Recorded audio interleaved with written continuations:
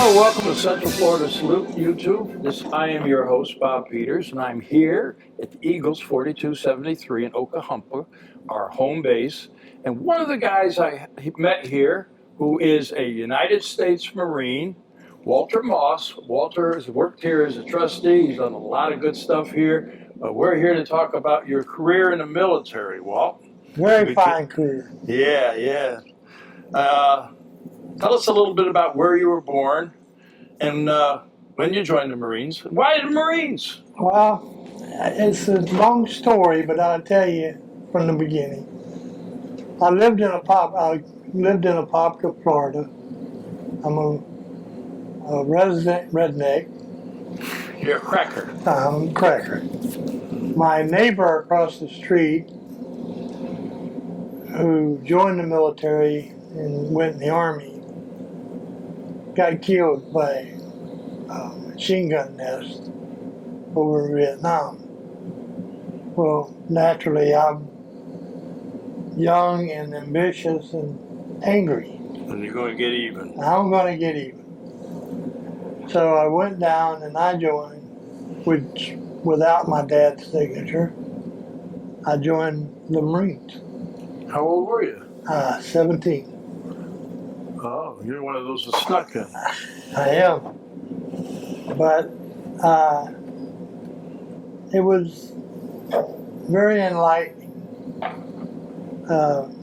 structured for dependability, strength, and honor.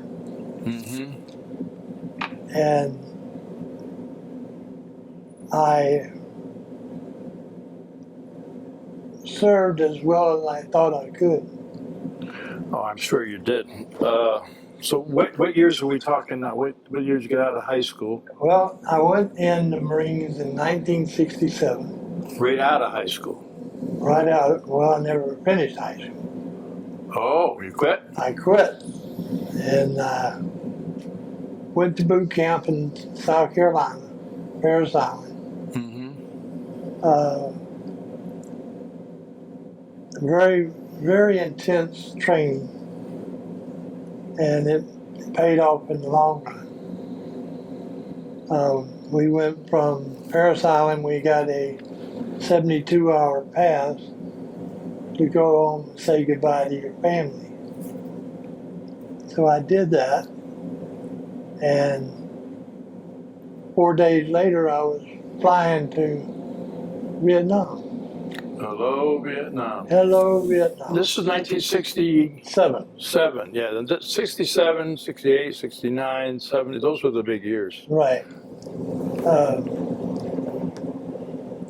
I was assigned an attaché part, so when I went over there, I had a briefcase handcuffed to my wrist and a .45 pistol. Well, of course, we landed in Oklahoma and we got our shots, got a meal, got back on the plane and headed out. Well, when we got into Vietnam, we were circling the airstrip at Da Nang, and it looks like they had fireworks going off. You think they were welcoming you? Yeah. Yeah. I said, well, this is pretty nice. Yeah. So the captain comes on and he says, we are now in Vietnam. We're fixing to land in Da Nang. I never knew what Da Nang was. But he says, when the plane lands, he said, we will not come to a complete stop. He said, but we will be slow enough where you can jump out. And when you jump out, you find the closest hole, and you stay there, and somebody will come get you in the morning. Wow, that's not a very nice welcome. That's kind of exciting, don't you think? Yeah. But to a young kid like myself, it was scary. To an old fellow like me, it would be scary. So we did that. We followed the instructions. And for the next morning, they found us, picked us up, took us to this big barn-looking thing where they sent you to wherever post you was going to. Well, when we got there, they already had your rifle, your ammo, and everything you needed to survive where you're going. So I ended up going to the Marine Corps headquarters, 1st Marine MP Battalion. And from there, we had naturally guard duty, and I just couldn't figure all that out. How are you going to have guard duty in a combat zone? Yeah, well, yeah. So one thing led to another, and of course, Tet Yeah, the Tet Offensive. Tet yeah. Offensive came up, and we had guard duty on the gate southeast of headquarters. And one of my fellow Marines got shot in the neck. Well, the lieutenant that was with us, he got rocked. So he said, well, I need somebody to drive him to the aid station. I said, well, Lieutenant, can't you drive him? He said, no, I got to stay here. So I ended up driving him up to the aid station, where I was driving, holding his neck, a compound pressed. Yeah. And when I got there, it was about a mile up the hill. Got out and hollered for medics. Well, nobody came. And this is the evening of Tet. Yeah, right. So I'm hollering, I'm crying. This guy's dying in my hand. I mean, you could have heard me 10 miles away, I'm sure. So then we had a captain out on duty, officer on the day, on the hill up in the headquarters company. And well, he come down off the hill, and he said, I'll help you, Marine. So he helped me get the guy out of the Jeep, and we walked down, and he kicked the door in for the aid station. And they got us some help, and unbeknownst to me, I guess I had lost it, and they gave me some Thorazine to calm me down. Mm-hmm. So next morning, I woke up, I didn't know where I was at, didn't have my weapon, and I'm like, what's going on here? Yeah, looking for answers. Yeah. Yeah. So they showed me that he was still alive, Thank God. and that was a blessing. And after that, I had to return to my company quarters, and the next day I was shipped out. Really? Yeah. They were a little bit worried about you, I Well, guess. they were kind of wondering why I didn't return to post. That's an automatic Article 15. Oh, yeah. But this captain on the hill backed me up, and so they sent me out to a place called Ubai. It's a hill which is about 10 miles away from Way City. Mm-hmm. And Way City is in the southeast I-Corps area, combat area. And that's where the college was. And we had a detachment over there which was taking care of the college kids. Well, What do you mean the college kids? Well, the United States had students over there, Really? right? And part of our job was protecting them. Well, evidently somebody didn't like me, or I did something wrong. I got put on a minesweeping team. Oh boy. If you know what minesweeping is, we had to sweep the road every morning, going from Fouvine to Wade.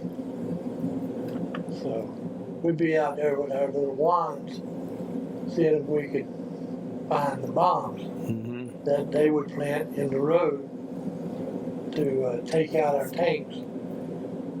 And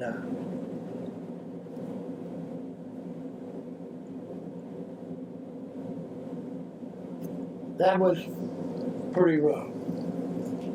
I can imagine. We did a show with Ron Carlo. I think Coletto, I think is his name, Ron. And he was with the tanks. And he had a very interesting story also. You know, the Marine Corps doesn't have tanks anymore. Do you know that? No, I didn't. No, yeah. Well, he's with the Tankers Association. But continue. So you were doing that, and then what? You know, where'd you go? What happened? Well, after that, as the year went by, I was sent to a POW receiving camp, which is right there at Fouvine. Excuse me. Part of my job was to maintain security on our captives. So I did that for a while, and then they put me on, I don't know what you'd call it, but we'd go up there, bag and tag Marines that come in out of the field. Deceased, rather. Deceased. Yeah. Wow, that had to be very tough, and I give you a lot of credit. You know. Well, it was tough, but you had to have the mindset that you're helping your brother Absolutely. get home. You know. Yeah. Get back to the real world, as we used to call it, right? Yeah. Yeah. So I did that for, I don't know, 2 weeks, 3 weeks. And finally, the corpsman I worked with, he said, Walter, he said, you need to go pack your stuff because you're going home. I can't say it on TV. No, don't say it on TV. You disagree. You're kidding me. He said, no, I'm serious. I told him basically go to hell. Yeah. But this went on for like 3 days. And finally he said, well, I told you you need to pack your stuff. So he went inside and got the doctor who was in charge of our camp. And the doc come out and he said, go pack your bag. You're on the next chopper out. I said, well, that's kind of inconvenient. Yeah. So, We didn't have a farewell party, right? yeah, right? So I went and packed what I could carry. I jumped on the chopper with the rest of the guys that we were taking back to the thing. So, at least I got to ride with my boys. That's the reason I'm so patriotic. I mean, I could probably choke up now.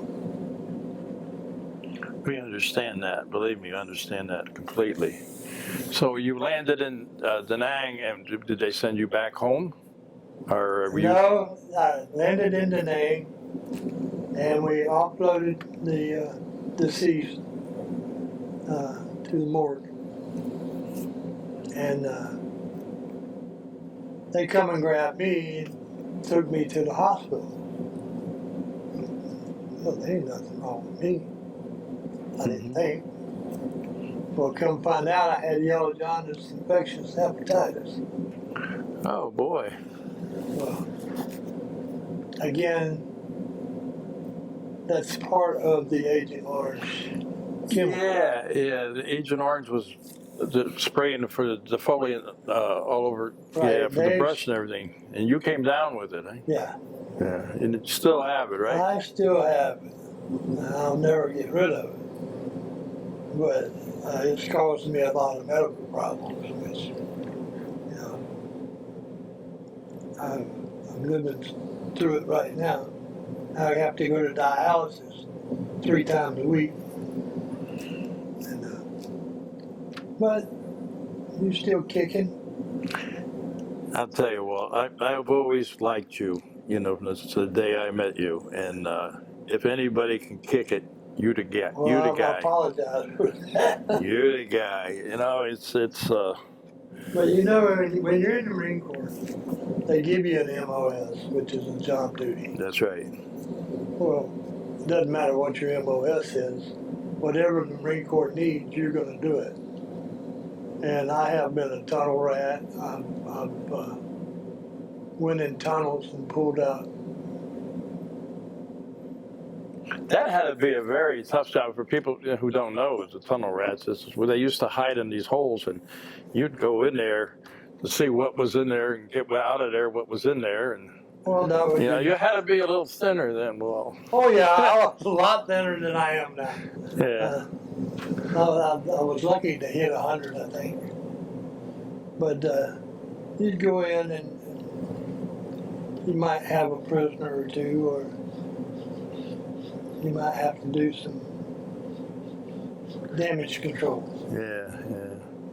You know, like I said, I've known you for a long time, but I did not know the scope of everything that you went through, and I give you a lot of credit, my friend. Well, I appreciate You it, know? but there's a lot of people that does more than me. But yeah, Yeah. I suppose, you know, we all do our part, and the circumstances are such that your part was pretty big, you know, in Well, my opinion. But so you I was in Operation Meade River, which is the main river that separates North Vietnam from South Vietnam. mm-hmm. And they would send mines from World War II, you know, down the river, because we had the Navy in there with PT boats that would run the river, Yeah. and we'd have to go out there and swim out there and tie onto the mine and drag it to shore. Wow. So, Wow. I mean, you do different things. Operation Marble Mountain, which some people call it Monkey Mountain. We had over 1,000 NBA occupying this mountain.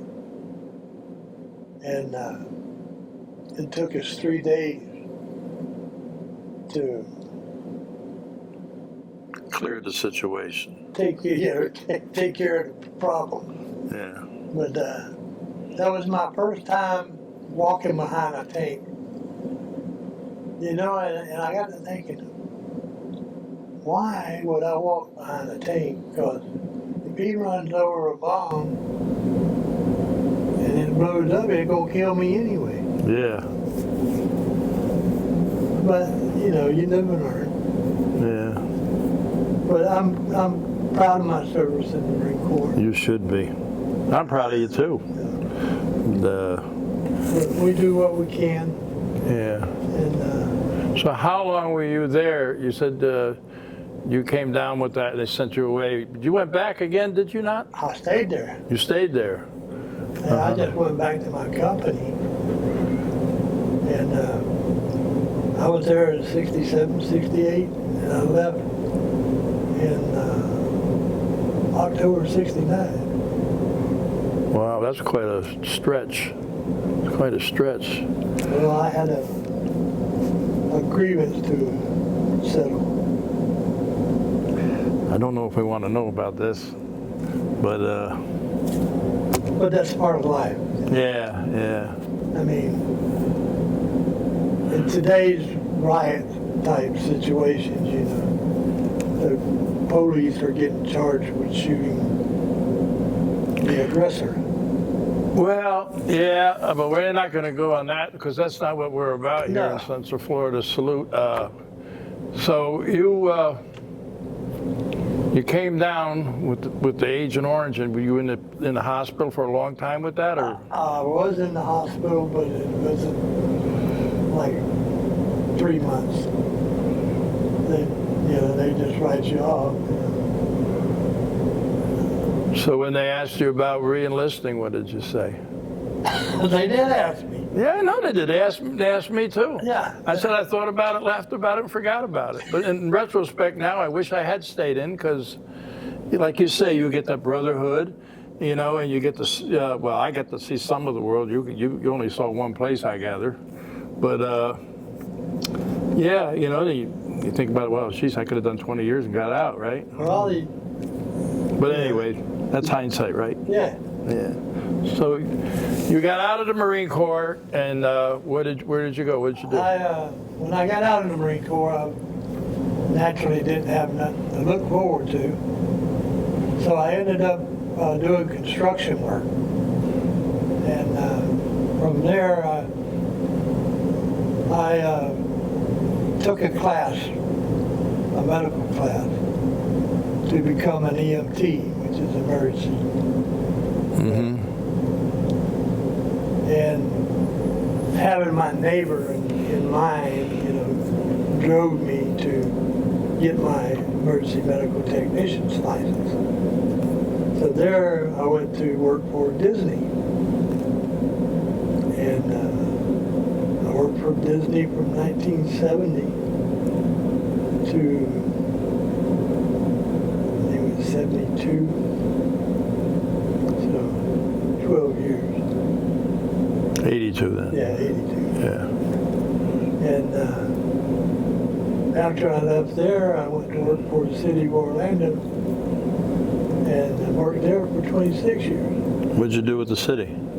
I did all kinds of, Whatever they needed, right? whatever you need. I started out as a line locator, which you go out and locate all the underground lines for the city. And they asked me if I wanted to become a fire inspector. I said, no thanks. But I retired at 62. And I was having a good life up until, I had to start dealing with my medical issues. Well, if there's anybody that can deal with it, it's you, Walt, because I appreciate I got that. a lot of respect for you. But you wanted to wear that shirt, so maybe just put your arm down a little bit. We could see that shirt a little bit better. It says, of course, it's the MIA POW. You were not forgotten. Vietnam Veterans of Central Florida. Now you're very active. You were very active in that, and I want you to tell us a little bit about it. I was, back in 1995, I was the state representative for the Vietnam Veterans of Central Florida, which is just a liaison between Washington and the state of Florida, the governor's office, in which we are 501c3. And we were in the process of building a museum, because there was not one in Orlando. But we got some property from the county, and we built our own museum. And it's very, very wonderful. We got helicopters, we have airplanes, we have rocket launchers. Where is this located now? This is in East Orange County. It's off of Bennett Road. And they'd be more than glad for you to come by and take a look. Well, I got a feeling my crew is going to say, road trip, road trip. We may just do that. It's very beautiful. It's Yeah. something we put together. Matter of fact, I didn't bring it in with me, but I have it in the car. It's a magazine with the little girl running down the streets. I remember that. Hanoi. Yeah. It was, She's now a congresswoman. is that Duckworth? I don't remember. There's one lady, oh, I could be wrong. Sometimes I am. But I have the magazine. I was going to bring it in. But I'm just proud to do my duty as a Marine. Carry on, Semper Fi. Let me tell you something, Walt. Like I said, I have a lot of respect for you, and I'm glad that you came on our show to talk about it. And you also did, as a trustee here at the Eagles, you've helped out quite a bit.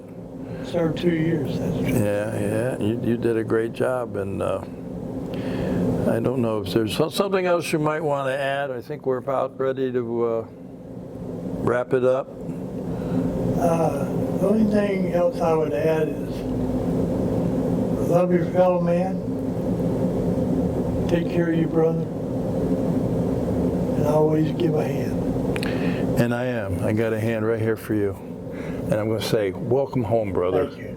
Thank you very much for what you did. Well, I have a way of ending the show. I don't know if you've ever really seen the ending of my show, I haven't. but I think you can follow me, right? Follow my lead. To all our veterans out there, our active military and their families, we salute you for all you do. Till next time. Nice job, brother. Thank you.